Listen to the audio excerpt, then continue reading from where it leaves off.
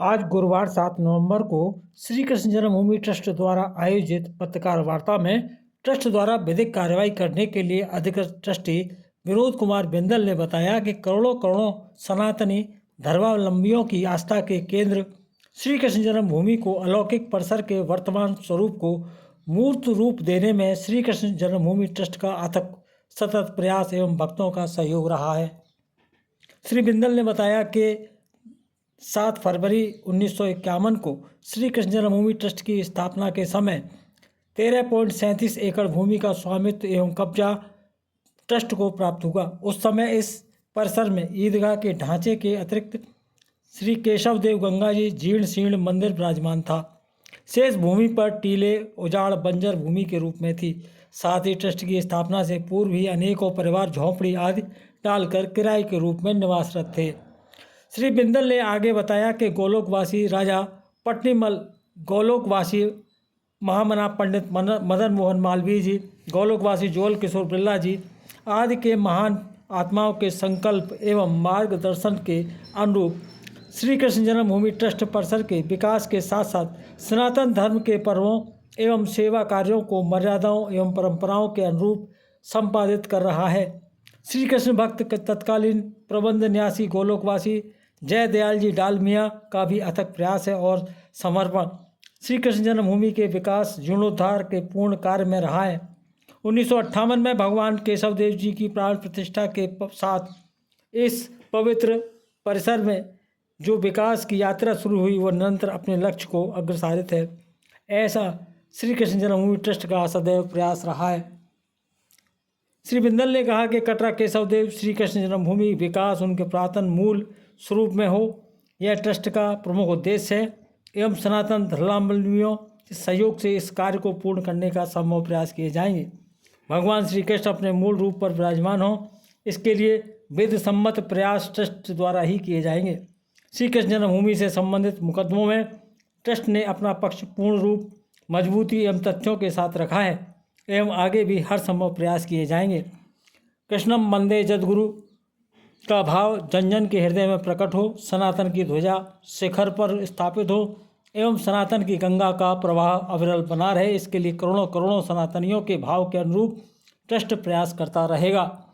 राजा पट्टीमल द्वारा ब्रिटिश सरकार से नीलामी में खरीदी गई 15.70 एकड़ में से वृंदावन रेलवे लाइन हेतु 2.33 एकड़ भूमि का अधिग्रहण किया गया। शेष बची 13.37 एकड़ भूमि को महामना मदन मोहन मालवीय के प्रयासों से राजा पट्टीमल के उत्तराधिकारी राय कृष्णदास से 7 फरवरी 1944 ईस्वी को सेठ जुगल किशोर बिरला जी द्वारा प्रदत्त 13,400 रुपये के आर्थिक सहयोग से क्रय की गई थी। कुल 13.37 एकड़ भूमि का निर्विवाद स्वामित्व श्री कृष्ण जन्मभूमि ट्रस्ट में निहित है। 16 मार्च 1815 को ईस्ट इंडिया कंपनी द्वारा कटरा केशव देव परिसर को नजूल भूमि के रूप में श्री कृष्ण के भव्य मंदिर निर्माण के उद्देश्य से 14 से 10 रुपये की सर्वाधिक ऊंची बोली लगाकर खरीद लिया था। राजा पट्टीमल का अधिकार हो जाने के 17 वर्ष बाद मस्जिद के खातिब अताउल्ला द्वारा मस्जिद को बिक्री में शामिल किए जाने के ऐतराज़ को न्यायालय द्वारा लंबी सुनवाई के बाद खारिज कर दिया। परिसर में मौजूद मकान मस्जिद सहित संपूर्ण भूमि बिक्री की पुष्टि 29/10/1832 को कर दी। राजा पट्टीमल की मृत्यु के उपरांत उनके उत्तराधिकारियों का ईदगाह सहित संपूर्ण कटरा केशव देव पर अधिकार एवं स्वामित्व निरंतर बना रहा।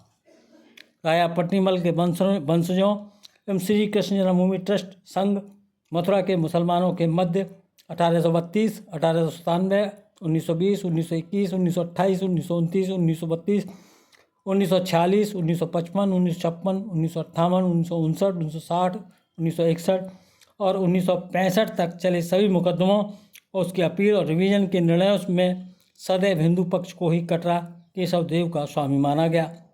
इस दौरान पत्रकार वार्ता में विनोद कुमार बिंदल ने जानकारी देते हुए बताया। हमारी इस गोष्ठी का एक छोटा सा ही परिचय है कि हम सबको पता है कि श्री कृष्ण जन्मभूमि स्थान की जो ईदगाह मस्जिद के साथ झंझट चल रहा है, ये एक विश्व की समस्या है, हमारे सनातन की सबसे बड़ी समस्या है। जिसके वास्ते कोर्ट्स में बहुत मुकदमे चल रहे हैं। 18 मुकदमे चल रहे हैं इसके ऊपर, जो दिल्ली इलाहाबाद हाई कोर्ट में है, जिसमें से 17 मुकदमों में श्री कृष्ण जन्मभूमि ट्रस्ट डिफेंडेंट है, प्रतिवादी है, और एक में हम वादी हैं। 17 मुकदमे हैं, उनमें हम लोग डिफेंडेंट हैं, और हमने मुकदमा सबसे आखिर में दायर किया। क्यों किया, इसके पीछे में कारण है। तो सारे में यह है कि ये ट्रस्ट कुछ काम नहीं करता था, ये नहीं करता था, हम करते हैं। ट्रस्ट एक संस्था है, और संस्था है जिसके अंदर अलग अलग जगह से लोग इकट्ठित हैं, विचार विमर्श करके काम कर सकते हैं। बाकी लोगों ने जो मुकदमे डाले हैं सबके इंडिविजुअल हैं, मैं खड़ा होकर जाके डाल दिया। ये तो दंगल तो है नहीं कि जिसने मुझे चुनौती दी और मैं आगे कूद पड़ा। एक पूरी स्ट्रेटेजी बना के, पूरी विचार विमर्श करके, समय उचित देख के हमने अपना दावा दायर किया, ताकि हमें पता रहे कि हमारे दावे में क्या है, और जो लोग दूसरे फालतू बात करते हैं उनका सब मकसद खत्म हो जाए। ज़्यादातर मुकदमे तो उसमें कोई स्टैंड ही नहीं करेंगे, जिस ट्रायल शुरू हो, कोई लीगल टाइप में है, कोई मतलब भी नहीं। एक आध कोई मुकदमा हो सकता है चल पड़े, और सबसे बड़ा मुकदमा हमारा ही है, क्योंकि ज़मीन हमारी है, रजिस्टर्ड हमारे नाम से, कब्जे में हमारे से, दूसरों का क्या लेना। मेरे मकान के लिए कोई पड़ोसी इस तरह का झगड़ा करते हैं, उसकी कोई सैंक्टिटी तो है नहीं। मैं हूँ, ट्रस्ट है, जिसके पास ही जमीन है, जिसकी जमीन है उसका मुकदमा सबसे पहले सुना जाएगा, फर्स्ट स्टेप पर उसी का साथ जाएगा। अभी तक तो कंसोलिडेशन हो रहा है, इकट्ठे हो रहे हैं, रीडिंग वगैरह चलती हैं, ये हो गया होगा, छोटी मोटी चल रही है। अभी कोई ट्रायल शुरू नहीं हुआ। जिस दिन ट्रायल शुरू होगा हमारे ही मुकदमे को सबसे पहले सुना जाएगा, क्योंकि मालिक हम हैं। हम डिफेंडेंट बाद में आएंगे किसी दूसरे के सूट में, पहले तो हमारी मालिकाना हक के ऊपर बात चलेगा ना। अगर जो कोर्ट ये तय कर देते हैं कि हम मालिक हैं, तो बात तो मुकदमे बेकार है। आपके मकान को खाली कराने का हक आपको है, पड़ोसी को नहीं है, राहगीर को नहीं है। कोई कुछ भी कहता है, कोई कुछ भी आके क्लेम करता रहे ना। झूठे कागज बना के, बिना कागज के बना के कोई कोर्ट कचहरी में मुकदमा नहीं चलते, तो हमारे मुकदमा चले। और हमने सही समय पे समय उसे देखते हुए सारी प्रॉपर स्ट्रेटेजी बना के, सारी एविडेंस कलेक्ट करके फिर मुकदमा डाला। आपने बड़ा अभी लेटेस्ट से मुकदमा सुप्रीम कोर्ट पास किया है कि आप प्लीडिंग्स बार बार नहीं बदल सकते, आप फ्रेश एविडेंस बार बार नहीं दे सकते। तो सारी एविडेंस जो भी होनी चाहिए हमारी एक साथ आनी चाहिए। इसीलिए हमने सारी गैदर की, इकट्ठी की। बाकियों को तो देखिए, एक आध का तो फिर भी 90% एविडेंस होगा, बाकी को तो कुछ है ही नहीं। एक का मुकदमा कॉपी कर लिया, इसका मुकदमा कॉपी कर लिया, हमने फाइल कर दी। मकसद क्या है वो जानिए। सबके हम सबका स्वागत करते हैं, सब जो कर रहे हैं ठीक है, सनातन के लिए काम कर रहे हैं, बड़ी खुशी की बात है। सबको सनातन के लिए सोचना चाहिए, पर सोचने के साथ ऐसा काम भी ना करें कि जो हम अपने दूसरे सनातनी को इंजर करने लगे। हम सबको मेरा कहना है कि मैं क्यों करूं लीड, क्या उनको नहीं लेना चाहिए लीड अपने आप? हर आदमी अपने अपने आप आए, मैं सच्चा, ये सच्चे, आप सच्चे, सब सच, पूरा समाज सच्चा हो गया। क्या जरूरत है मैं इकट्ठा होकर बैठ कर हम सच्चे हो जाते हैं? हम नहीं, सब अपने अपने तय करें। मेरी प्रार्थना मैं आप लोगों के माध्यम से मैं उनको कन्वे कर रहा हूँ, बात कर रहा हूँ। अभी आपके जो केस चल रहे हैं उनकी क्या स्थिति है इस समय? अभी तो कंसोलिडेशन है, ट्रायल भी शुरू नहीं हुआ, अभी तो सबकी प्लीडिंग चल रही है। ये होगा, इकट्ठे नहीं होगा, कोई दूसरा पक्ष कर देता है जाके। उसने 18 मुकदमे इकट्ठे कर दिए। ईदगाह पक्ष ने सुप्रीम कोर्ट में चैलेंज किया, 18 मुकदमे इकट्ठे कर दिए। क्यों कर दिए? ये क्यों हो गया? अरे 18 मुकदमे एक ही मुकदमे पे आ जाओ ना, कोई बात ही खत्म हो गई। मुकदमा अपने आप सुप्रीम कोर्ट में खत्म हो गया, ट्रायल शुरू हो जाएगा। उन लोगों का कहना ये है कि आप लोगों ने कोई एक्शन नहीं लिया, जिसके चलते मुकदमा उठाना एक बात रही जो आपकी और शाही ट्रस्ट की मिलीभगत के चलते ये हुआ। आप ठीक है, सुनिए मेरी। आप पर वो लोग भरोसा कैसे करें? कैसा है जी, हमने कोर्ट में मुकदमा किया तो कोर्ट में भरोसा करो ना। पिटीशन मैंने फाइल की है ना हमने।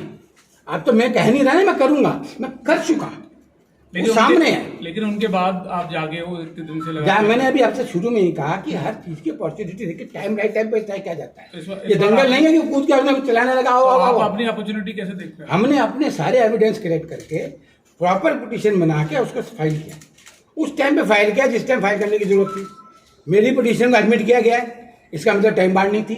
मेरी पिटीशन पर सुनवाई शुरू हो गई है, उसका मतलब मैं पार्टी हूँ। एक पीरियड आपको मिलता है 30 दिन का, तो 30 दिन में पहले दिन करूँगा, तीसरे दिन करूँगा, आपको फर्क नहीं पड़ता। उस टाइम स्पैन के अंदर मेरी पिटीशन जानी चाहिए जो गई है। अब पहले दिन फाइल करके गया तो बाकी 29 दिन तो मैं गिनता ही नहीं, ये तो आएंगे नहीं, तो कोई बात नहीं। इतने दिन बाद कैसे लगा आपको कि अब दायर करना चाहिए? इतने दिन बाद पहले आपने अभी देखिए, इसके पहले भी मुकदमे दायर होते रहे। लेकिन पार्टी नहीं थी। सुप्रीम कोर्ट के अंदर या हाई कोर्ट के अंदर मुकदमा पहले दिन फाइल नहीं होता।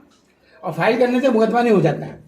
जिस टाइम उसकी प्रोसीडिंग्स को शुरू करने का टाइम होता है, उतना टाइम होता है, उस टाइम के अंदर हमने मुकदमा फाइल कर दिया। 67-68 में एक समझौता हुआ था, उसको आप किस तरीके से देखते हैं? पहले बेसिक इशू को समझिए, मैं आपके सब सवाल का जवाब दूंगा, बैठ के जाऊंगा, ऐसा कुछ नहीं। अब आप समझिए कि हमने जो सवाल था, जो बार बार हवा में घूमती थी कि ट्रस्ट कुछ नहीं कर रहा, ऐसा गलत है। अगर जो मेरे पास में पड़ोसी मुल्क अपनी सेना को लाके खड़ा कर देता है और हम चिल्लाने लगे हम नहीं देते, नहीं, हम अपनी पहले तैयारी करते हैं। हम अपने को देखते हैं कि उसकी तैयारी के मुकाबले में मैं कितना तैयार हूँ, ताकि मैं जब हिट करूँ उसको जवाब। उन्होंने तो कभी 17 लोगों ने कहा ही नहीं कि आप गलत, उन्होंने शाहिद का वो गलत बताया है। नहीं, मेरा अपनी वजह से मैं मुकदमा लड़ने के लिए किस डिफेंडेंट उन्होंने भी मुझे बनाया ना, उनमें से किसी ने मुझे चिट्ठी नहीं लिखी, मेरे पास आके नहीं कहा कि हम आपके साथ खड़े हैं, मुकदमा करो, किसी ने नहीं कहा। सब अपने अपनी संस्था बना के मुकदमा कर रहे हैं, प्रिज्यूम कर रहे हैं कि मैं कुछ नहीं करूंगा। जब मैं इतने बड़ी संस्था चला रही है ट्रस्ट, मंदिर तो हम चला रहे हैं ना, वो तो कोई मंदिर चला नहीं रहता, सारा कार्य तो हम देख रहे हैं, वो कैसे प्रिज्यूम करते हैं हम नहीं करेंगे। तो आपके लिए मुद्दा जिन लोगों ने दायर किया है वो मुद्दा है या फिर शाही ईदगाह का? नहीं, हमारे लिए मुद्दा शाहिद का, हमारे लिए वो नॉन एस्ट है, उनका स्वागत करते हैं, हमारे लिए कोई मुद्दा नहीं तो है। आपने कोई पहल की उनके साथ बैठने की? ऐसा है, सिर्फ हमने मीडिया के मुकदमा माध्यम डाला से? है, अभी कंसोलिडेशन हो रहा है, अभी आप लोगों के माध्यम से पहली पॉजिटिव मैं आपको कन्वे कर रहा हूँ। आपने अब आप क्या करना जा रहे हैं? मेरा कहना यह है कि ये सबको जगत में जाता है कि ट्रस्ट इसकी मालिक है, ट्रस्ट इसको चलाती है। आप लोगों ने जो अलग अलग मुकदमे दायर किए हैं, सब अपने विड्रॉ करें, ट्रस्ट के साथ सब शामिल हो जाएं। हम एप्लीकेशन देंगे, सामने हमारे साथ खड़े जाओ और एक साथ लड़ो। जो जो फ्रिवलेस मुकदमे चल रहे हैं 18-17 पार्टी के, ये कमी वो कमी करके वो खत्म होगा। आपका इंटरेस्ट क्या है? इन 17 पार्टियों का इंटरेस्ट क्या है कि ईदगाह को हटाया जाए? और तो कुछ नहीं है ना, मुझे हटाने का तो है नहीं। तो आपने पहल क्यों नहीं करी? आपने पहल क्यों नहीं करी फिर? ऐसा मैं किसके से पहल करूं?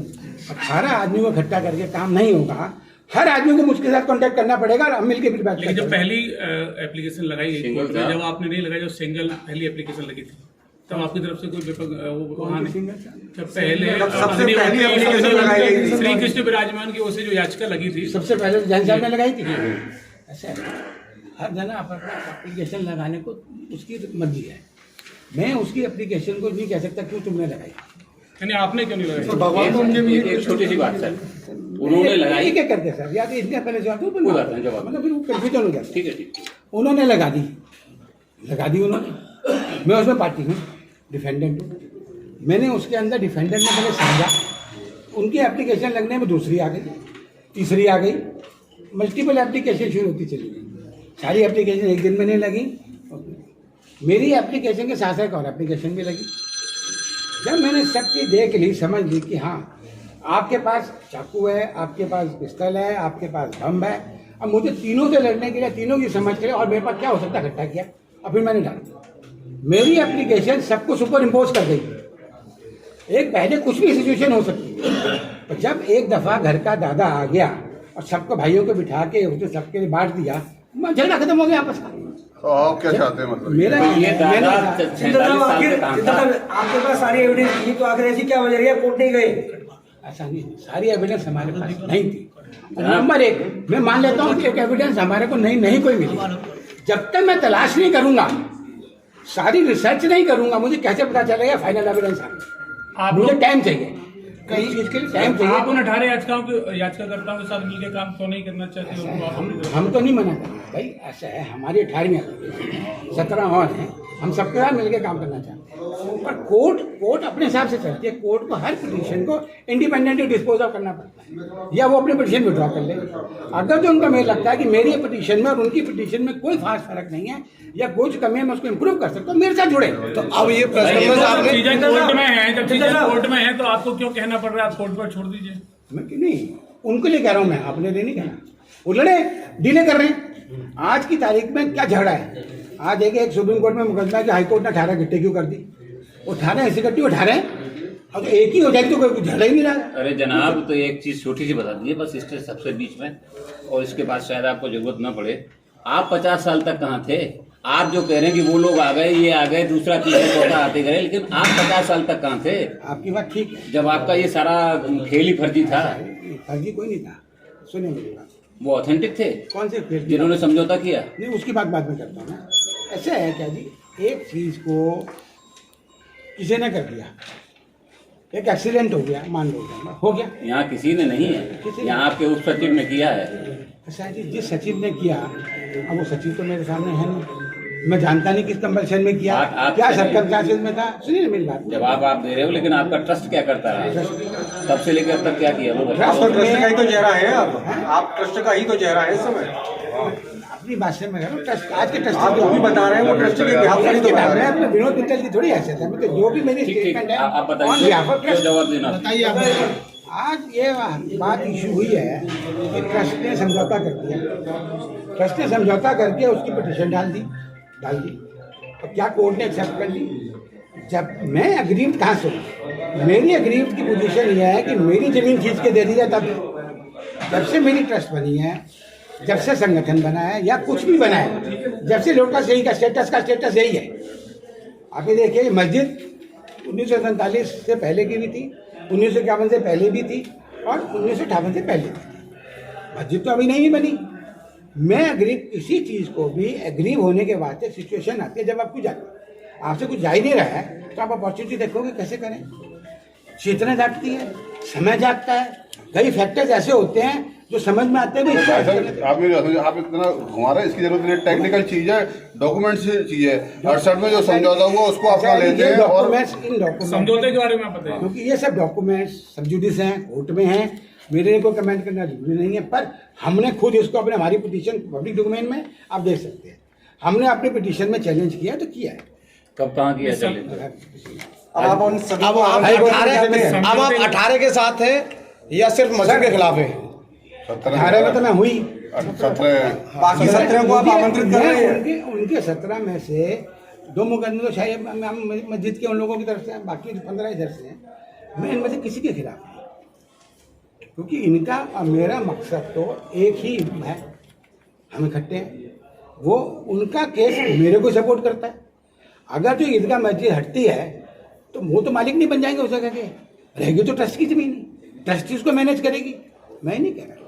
इशू ये है कि अब जब हम इकट्ठे हो गए हैं, प्लेटफॉर्म बड़ा प्लेटफॉर्म आ गया है, जो मालिक का है, जिसके लिए आप लड़ रहे हैं वो आ गया, तो उसके साथ लड़ो। उसको पार्टी बना के क्यों लड़ते हो, क्यों दूसरे की ताकत देखते हो? आप अपने वजन को बांट क्यों देते हो? अब इकट्ठे हो जाओ। ये प्लेटफॉर्म आपने तैयार क्यों नहीं किया? जब प्लेटफॉर्म बन गया है तब आप आगे आ रहे हैं। प्लेटफॉर्म तैयार करके तो आगे आऊंगा ना भाई। आपने उस सवाल का जवाब नहीं दिया। 50 साल ट्रस्ट क्या करता रहा? 50 साल ट्रस्ट क्या करता रहा, ये समय किसी को बता सकते हैं। क्या पोजीशन हो सकती है बता सकते हैं। कौन? कई दफा कोई सिचुएशन कंट्री के अंदर, कोई समाज के अंदर एक डिफरेंट चलती है, जब कोई चीज की अपॉर्चुनिटी। अच्छा जी, मैंने अपना पक्ष उस बारे में कोर्ट में रख दिया। ये हमारा अभी सब जुडिस मैटर है, हमने डब्ल्यूएस में दाखिल कर दिया है। वो हमने समझौता नहीं किया, वो हमने क्या हमारा यहाँ प्रेस कॉन्फ्रेंस में ऐसा बात है कि हमारा प्रेस कॉन्फ्रेंस में उसके ऊपर कमेंट करना ठीक नहीं। कोर्ट की पोजीशन सबको मालूम है, पब्लिक डोमेन की तारीख को उसके ऊपर कोई कमेंट करना ठीक नहीं, क्योंकि और ये कम है, हमने खुद चैलेंज किया। एक लाइन में ये बता दीजिए आज की प्रेस कॉन्फ्रेंस का उद्देश्य। हमारे आज आप लोगों से मिलने के 2 प्रथम उद्देश्य तो यह है कि जो एक वातावरण में ये बात घूम रही है, जैसे बार बार मुझे ट्रस्ट ने संस्थान ट्रस्ट ने क्यों कुछ नहीं है, वो ट्रस्ट ने कर दिया।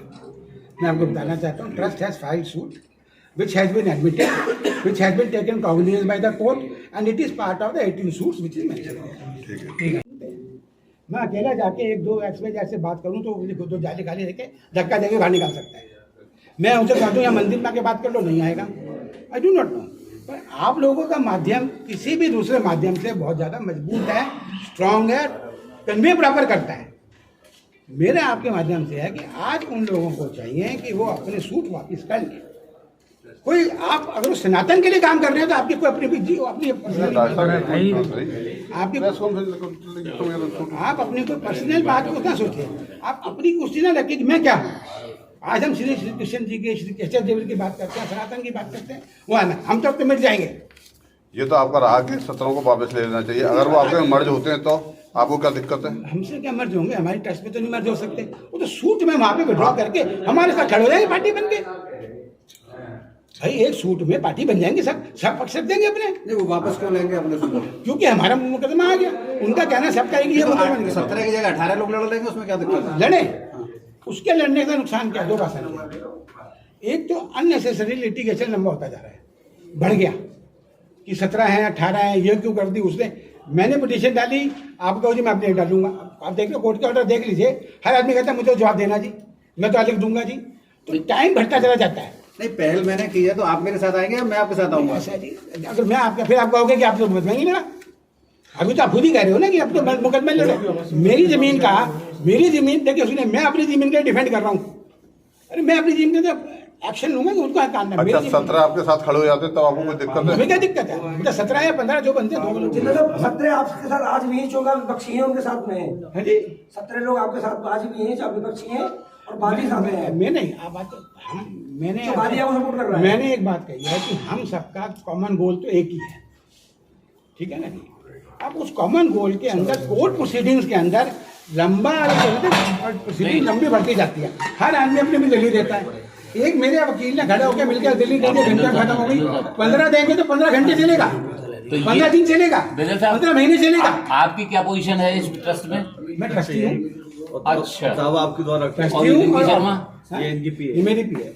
और कभी अच्छा आप जो प्रस्ताव दे रहे हैं 17 लोगों को, अगर वो आपका प्रस्ताव स्वीकार नहीं करते हैं तब ना करें, कोर्ट कर लेगी, हमें क्या लगवा देंगे।